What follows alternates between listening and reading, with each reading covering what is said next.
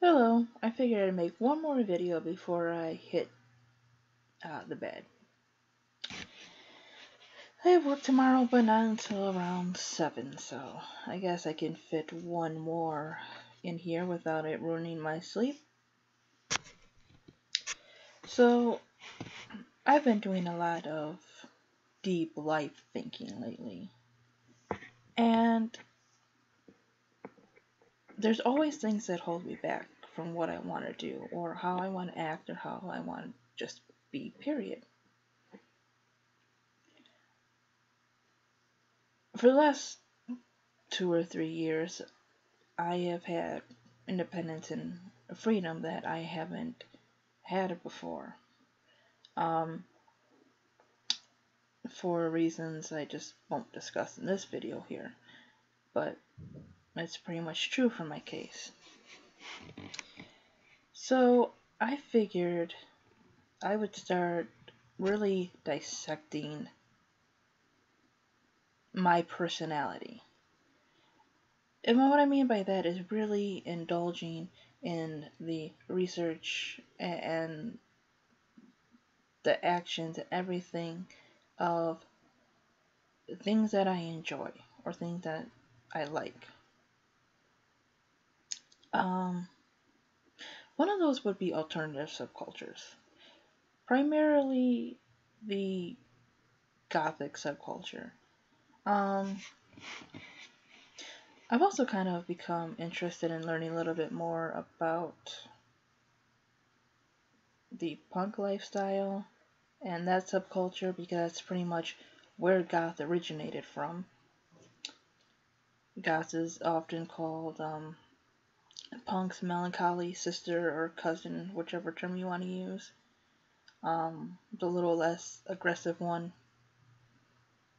They both seem interesting to me, though Goth may be a little bit more towards my liking. But I like alternative subculture in general, not just punk or Goth. Um, I don't know too much about it, but steampunk seems kind of interesting. I like all different types of Goth, including cyber Goth.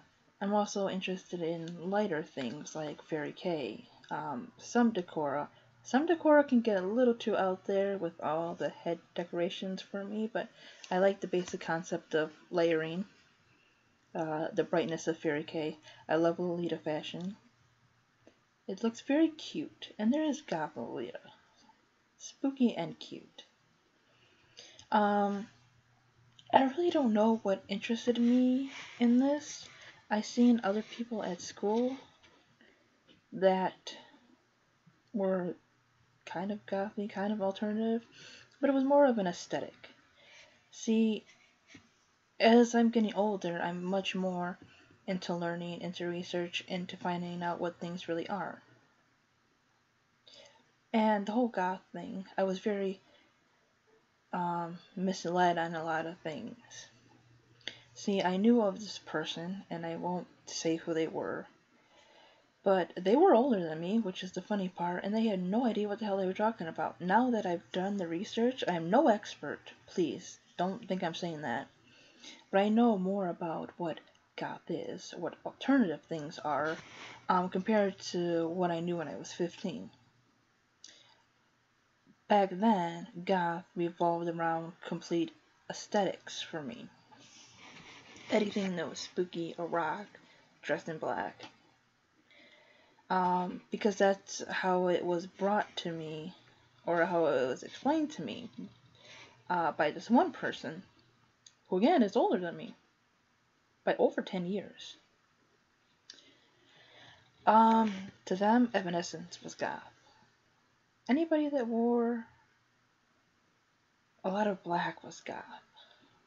You know, anything that would be considered more pop rock, alternative rock, or whatever, if they wore black and talked about darker subjects, they were goth.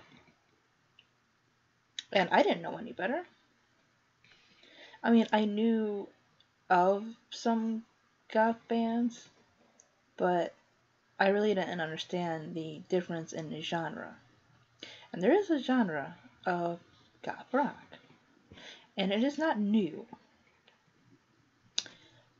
I will probably get more into that as I learn more about it and give my opinions on bands and culture and style and all of that once I get more deeper into the subculture. I mean, I know right now I'm talking about liking goth and I'm wearing an Olaf shirt, but I'm also learning that being in a subculture is supposed to be freedom of expression, not a prison of how you need to be. So, this is how I feel about alternative subcultures or goth, especially goth, because that's what I'm mainly interested in. I will say that you probably should have the interest in the original goth rock music. I like a lot of it. I do. Um, like I said, I'm no expert on anything, and I know very little of it, but I do enjoy it. So I think you do need a connection to the type of music, at least in a sense of liking it, to probably be goth. Because that's where it originated from. I wouldn't say that you're not if you don't, but I think it kind of helps. I do think it is mainly about expression because you can even see it in the music.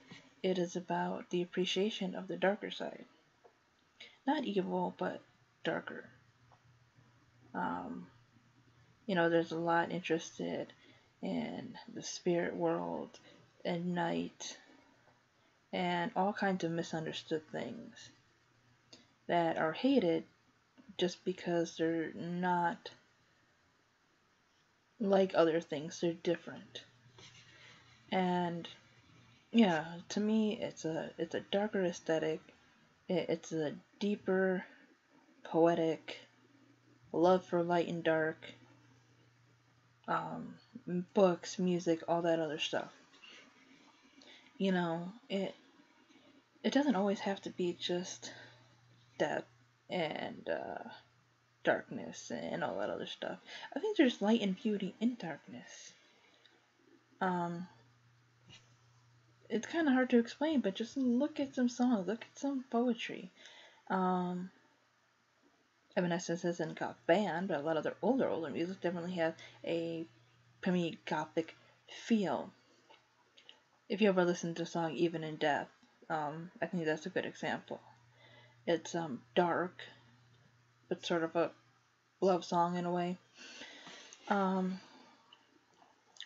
So yeah, I think it's just expressing the, like I said, the deeper, darker parts. Not bad, but things that are more hidden. I think it's about being expressive and artistic and just being different. To me, that's mainly what it revolves around. It's art, just in a bit of a deeper and darker way. And of course, there's music, there's a whole package that goes with it. You take whatever you want from it. You don't have to be super goth. You don't have to be super anything. You don't have to be super prep or, I don't know, anime lover, cosplayer, anything.